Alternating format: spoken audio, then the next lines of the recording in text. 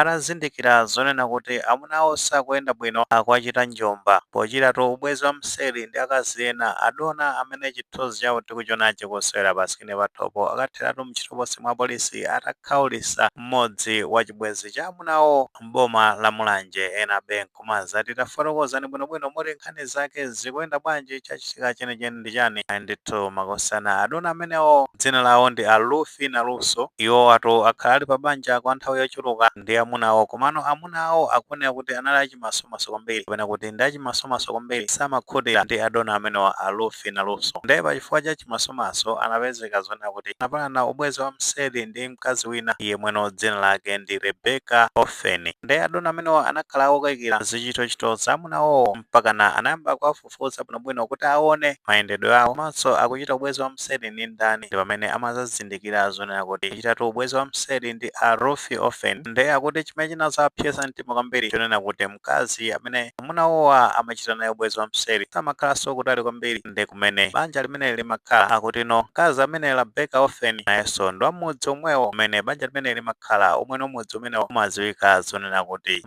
Mangani mfumu yaikulu chikumbu m'boma limene la Mulanje ndiye chinthu chinanso chimene chimachitika ndi chonena kuti adona amenewa Rebecca Offen omweno ndi chibwenzi cha amunawo Luffy na Lusso amapezeka zonena kuti amachitatu zinthu za challenge kwambiri kumaonesa Luffy na Lusso kuti ndi olephera chifukwa chake amunawo amawasiya achitano ubwezi wa mseri ndi amenewa Rebecca Offen ndeno powawidwa mtima Luffy na Lusso anapangano njira yofuna kukhaulisa chibwenzi cha amunawowa mano chimene samazindikira ndi chonena kuti njira imene anasankhayo mapito ake ipangisa zonena kuti akathere mchitoposi cha polisi ndiye timadziwa kale kuti munthu akapsa mtima malingaliro onena kuti atha kukathera m'manja mwa polisi saganizirakonso amazazindikira after ndiye kuti no atapanga chiganizo chimenecho ndi mmene nkhani zake zimakhala zikuyendera nthawi zambiri ndiye akuti no unali usiku wa pa 22 Julayi chaka chimene cha 2026 pamene amunawo Luffy na Lusso ananyamuka ulendo kwa chibwenzi chawocho ndipo potengera ndi matchalenji amene amakumana nawo dona amenewa Luffy na Lusso anakwiya kwambiri ndi kunyamuka kulondola kupita ku nyumba kumeneko pano zimene anachita kumeneko analembanenso gogoda kapena kuti posa komwe amunawo ali penanso kukangana ndi mkazi nzawoyo mmene anachita ndikungotenga machesi ndi kuyasatu nyumba ya chibwenzi cha amunawo Rebecca Offen poto nkutembenuka ulendo amabwerera ku nyumba kwawo ndiye timadziwa kale kuti nyumba za mauzo izi ikangogwira moto zinali zovuta kwambiri kuti moto umenewo anakatha kukwanisa kuwuzimitsa ndiye chimene anakwanisa kungothawa mwanthuwo pano china chilichonse chinapeza kuti chapyera nyumba momwemo mablanketi anali ndi chakudya chimanga konse ndiye kuti no kanapyeranso mnyumba momwemo ase zinthu zonse china chiyonse ndiye kuti chinasanduka phulusa kumeneko posatiratu moto umenewo posatiratu zimenezi nkhani inakatulidwa ku polisi ndiye polisi yake ndi ya Mulanje ndiye timadziwa kale kuti apolisi amva nkhani ngati zimenezi nkhani zawo panthu ngati zimenezi anambatu kuchita kafukufuku yemwene kumapito kwake anapezeka zoti akagwira dona amenewa Luffy na Lusso ndi kuwaponya muchitoposi mwawo ndipo wachiwiri kwa oyankhulira polisi kumeneko ku Mulanje amene watu ndi Joseph Tovola anasimikiza zonena kuti akusunga muchitoposi adona amenewa Luffy na Lusso pa upandu umene anachita pa 22 Julayi chaka chimene cha 2026 kumweno anakatentha moto nyumba ya chibwenzi cha amunawo popsa mtima ndi zimene zimachitika kumeneko ndiye kuti dona amenewa Luffy na Lusso amachokeratu pamuzi umene wa Mangani ndipo mfumu yawo yaikulu ndi chikumbu m'boma limene la Mulanje ndiye akamaliza china chilichonse awatengera kubwalo la milandu kumene akayankhe mulandu umene anapalamula zomweno ndi zosemphana ndi gawo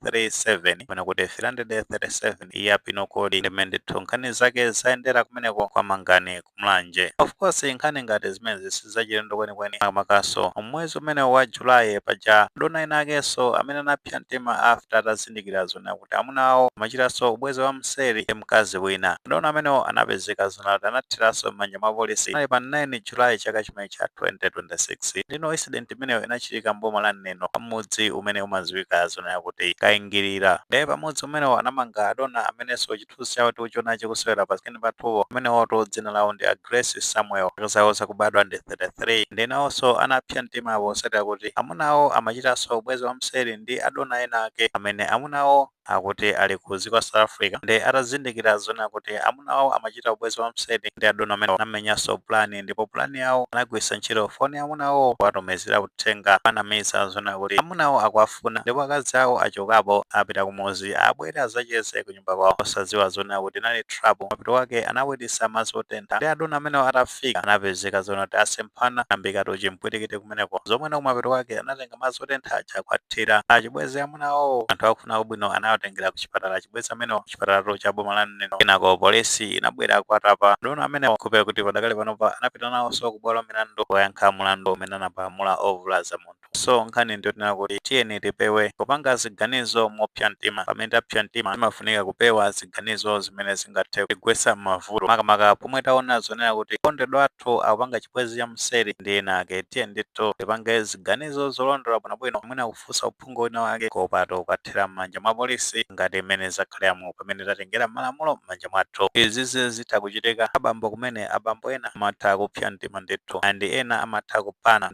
Tiyeni tipewe kupanga ziganizo mopsa mtima mapeto kwake timakapeza zoti takagwa m'mavutonso pa zinthu zonena kuti atha kuzipewa bwinobwino mwina tinakhala zona tinafunsa uphungu pozindikiranso kunena zona kuti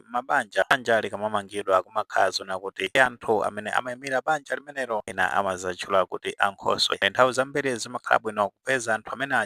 aja ntchito yako ndiyofuna kulumikizisa pamene zinthu zasokonekera ndi amene aja amatha kuthandizira kulumikizisani ngati zinthu zokanika amathanso kupita kapeza uphungu mwina ku polisi kumene mwinanso kumabungwe osiyanasiyana amene amatha kuthandizira kuti akhale kumvana ngati zinthu zakanika. Bwalo la milandu alipo amathanso kuthandizira kuti anthu alumikizane zikakanika pamenepo bandi imatha kugawana zida ndithu pamenezo zimachitika. Ayi mmene monkhani zake ndi mmene zayendera tizote muli maganizo pa nkhani imeneyi kati maganizo tili nawo titha kufotokoza comment section kumati mapereka tikumbukirenso kulemekeza maganizo anzathu.